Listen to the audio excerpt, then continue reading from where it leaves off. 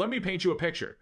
You're sitting in your living room, the one you bought or refinanced into, when rates were at rock bottom. You're scrolling through the news, seeing headlines about 7% mortgages, and you feel a wave of relief, smugness even. You won. You locked in a 3% rate, or maybe even a 2-something, and in the financial Hunger Games of modern life, you feel like you've secured a permanent spot in the capital. Your monthly payment is a source of pride, a bragging right at barbecues when your friend Mark talks about his astronomical rent or his cousin's crushing new mortgage. You've been told, and you believe, that you should never ever let this go, that you'd be a fool to give up this golden ticket. But what if I told you that this very mindset, this celebration of your low rate, is hiding a trap that could cost you not just thousands, but hundreds of thousands of dollars in lost potential? What if that 3% mortgage is quietly handcuffing you to a financial and life path that is no longer serving you, all under the illusion of security? This isn't a story about interest rates. This is a story about opportunity cost,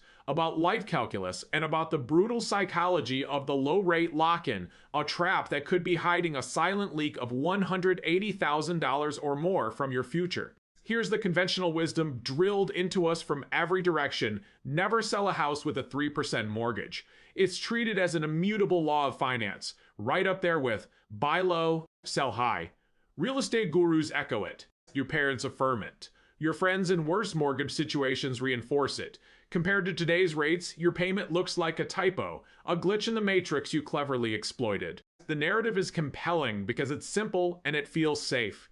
It appeals to our deepest desire for stability and winning in a system that often feels rigged. You've secured a low, fixed cost for the largest line item in your budget. In a world of inflation, that's powerful. It feels like you've outsmarted the bank, the market, and fate itself. But this is where the flaw in the logic begins. This advice conflates a cheap payment with a smart overall financial decision. It assumes that the house attached to that mortgage is still the right house, in the right place, for the right life. It assumes that nothing else in your world has changed, not your income, not your family size, not your career ambitions, not the equity you've built. It turns your home from a living space into a permanent, untouchable financial relic. You stop asking the dangerous, important question: is this specific house, right now, the absolute best place for my equity to live and for my life to unfold? Because asking that question leads to a terrifying prospect: giving up your holy grail. Moving would mean trading your 3% for maybe 6% or 7%. On paper, it looks like financial suicide, so you stay. You make it work. You cram a home office into a walk-in closet. You endure the 90-minute commute. You ignore the growing family needing another bedroom. You rationalize it all because of the rate. The rate becomes the master, and your life adjusts to serve it. Let's pull back the curtain and break down the hidden reality, the math they don't show you at the barbecue. The trap isn't in the monthly payment you see. The trap is in the frozen, inactive equity and the missed opportunities you don't. Imagine you bought a house 5 years ago for $400,000 with 10% down. You got that dreamed 3% rate. Your principal and interest payment is a cozy $1,520. Today, thanks to the market, your house is worth $550,000. Your mortgage balance is down to around $350,000. That means you have roughly $200,000 in equity. A small portion of that is from paying down the loan. The vast majority is just market appreciation paper gains. But here's the critical point. The $200,000 is trapped. It's frozen solid inside the walls of your house. To access it, you have to sell or take out a loan against it at a much higher rate. The psychological barrier is immense. Why would you ever unlock that equity if it means sacrificing your 3% mortgage? So the money sits. It earns a return roughly equal to your local housing market appreciation minus all the carrying costs. Now, let's project the next decade under two scenarios. Scenario A, you stay. You remain in the house for 10 more years. You pay down your mortgage slowly in the first few years. You're still paying mostly interest. You spend $15,000 on a new roof, $10,000 updating the kitchen that you never loved but feel stuck with, $8,000 on deck repairs. These are costs you incur not as an investor making a strategic upgrade, but as a prisoner maintaining your cell. Your equity grows, but it's still locked, still illiquid, still just a number on a Zillow screen. Scenario B, you could move. Yes, it's terrifying. You sell. After a 6% commission and closing costs, you walk away with about $175,000 of that equity in cash. You use it as a 20% down payment on a $750,000 house that actually fits your life now closer to work, with the right schools, with space to grow. Your mortgage jumps to 6.5% on the $600,000 you borrow. Your principal and interest payments skyrockets to about $3,800. On a pure monthly cash flow basis, this looks like a horrifying loss. But you've unlocked your capital. That $175,000 you recycled is now working in a different, potentially more productive asset, a better house in a better location. More importantly, consider the other $175,000 the hypothetical difference. What if, instead of sinking all that equity back into another property, you could have invested a portion of it? This is where the silent leak appears. The opportunity cost of keeping $200,000 trapped in home equity, appreciating at a modest 3% annually after costs, versus having a portion of it invested in a diversified portfolio with a historical average return of, say, 7 to 8%. Over a decade, that gap is enormous. It's not just the difference in percentages, it's the power of that capital being liquid, being usable. The $180,000 figure, that's a conservative estimate of the potential growth you forego over 10 years by leaving all your net worth eggs in one illiquid, emotionally charged basket, simply because you were afraid to lose a cheap interest rate. Your low rate created the fear that blinded you to a bigger financial picture. It made you prioritize minimizing a single line item over optimizing your entire net worth and life trajectory. The psychology behind this is insidious and powerful. It's rooted in two key behavioral economic principles. First, loss aversion. We feel the pain of a loss roughly twice as intensely as we feel the pleasure of an equivalent gain. The loss of your 3% rate feels catastrophic, immediate, and certain. The gain of a better life, a smarter financial setup, or greater future wealth is abstract, uncertain, and distant. Our brains are wired to avoid the certain loss, even if it means accepting a slower, subtler decline in our overall well-being. The bank, whether it means to or not, has made you a voluntary prisoner. The second principle is the sunk cost fallacy of luck. You scored this amazing rate. It was a lucky break. And our brains tell us we must maximize, milk, and never let go of a lucky break. To give it up feels like wasting the luck itself. We attach our identity to it. I'm the person with the 3% mortgage. It becomes a point of pride, a part of our financial story. Furthermore, we use soothing, persuasive words to justify our stasis. We call it security. We call it winning. We call it being smart. These words paint over the cracks of a bad floor plan, a draining commute, or a neighborhood that no longer fits. Then there's the social pressure. When you muse, maybe we should move. The chorus is instantaneous. You'd be CRAs to give up that rate. But this chorus isn't running your numbers. They aren't living in your house, driving your commute, or feeling the spatial constraints of your life. They are reacting viscerally to the rate, not holistically to the life. You end up prioritizing a cheap monthly payment over designing a life that aligns with your present and future ambitions. You are, in essence, letting a past financial decision, a good one, dictate every future life decision.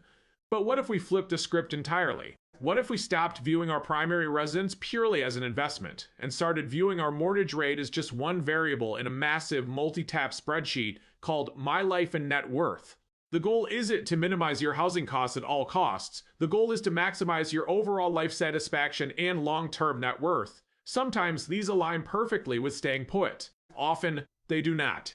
Consider that a higher mortgage payment on a more suitable property is not just a housing cost. It can be an investment in your career by slashing a commute, an investment in your family's well-being by providing space and community, an investment in your mental health by giving you a place you truly love. You can always refinance a high interest rate later if markets shift. You can never get back the years spent in a house that doesn't fit, in a location that holds you back. The equity in your home is a tool. A tool's value is in its use. A hammer locked in a glass case is not an asset. It's a museum piece. Your equity is the same. If it's frozen, inaccessible, and preventing you from building the life you want, is it truly serving you? Let's be completely fair. When does the never sell advice hold absolute, unequivocal water? When your current house is perfect for you, not just for now, but for the foreseeable future. When you love it, when the location is ideal, when the space works, and you have no major life changes on the horizon.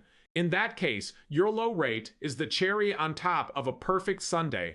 It's a fantastic wealth-building accelerator. Enjoy it. But that's the minority. For the growing family, the person who got a life-changing job offer across town, the empty nester drowning in unused space, the person whose neighborhood has fundamentally changed for these people, the golden handcuffs are real, and they are limiting. So, who should seriously consider breaking these handcuffs? It comes down to a three-part test. First, the life fit score.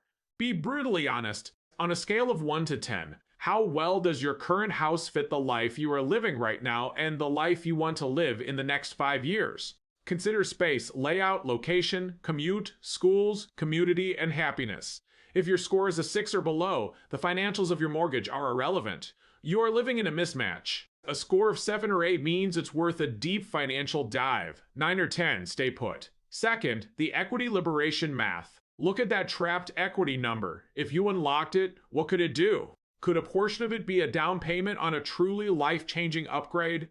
Could another portion be used to pay off high-interest debt, supercharge your retirement accounts, or fund an education? If your equity is just sitting there as a static number on a net worth statement, it's not working hard for you. Third, the total cost comparison. This is the most revealing. Don't just compare your current mortgage payment to a potential new one. That's a trick. Compare your current total monthly outlay principal, interest, taxes, insurance, and an average monthly savings sink for maintenance and repairs. 1-2% of home value per year to the rental cost of a comparable home in the area you'd want to live in. The difference is your lock-in premium. You are paying that premium in inconvenience or compromise to keep your low rate. Is that premium worth it? For some, the security is worth the price. For others, it's a bad deal. The true break-even analysis for moving isn't about when the new house appreciates enough to cover closing costs. It's a more profound question. Do the tangible and intangible benefits of a new location, space, and life situation outweigh the financial hit of a higher interest rate? When viewed over a 10-year horizon, for many, when you run this full life calculus factoring in career earnings potential from a shorter commute, family happiness from a better commute, and the strategic redeployment of capital, the answer is a resounding yes. The higher interest rate becomes a fee paid for a massive life upgrade and a more dynamic financial strategy, not just a penalty. The core insight here is devastatingly simple. Don't let a past win dictate your future life. A tool that no longer serves its purpose is not an asset, even if it's a cheap tool. The $180,000 trap isn't in the interest you pay. It's in the paralyzed inaction that the low rate psychologically induces. It's in the opportunities not seized, the life upgrades not made, the capital not deployed more productively. Consider this. The most expensive costs in life are almost always the invisible ones. The paths not taken, the growth not pursued, the time not reclaimed. Your home should be a launchpad for your life's goals, not a lock-in that prevents them. In 10 years, you won't reminisce about your enviably low monthly payment. You'll remember the years you lived in the right or wrong place for that chapter of your story.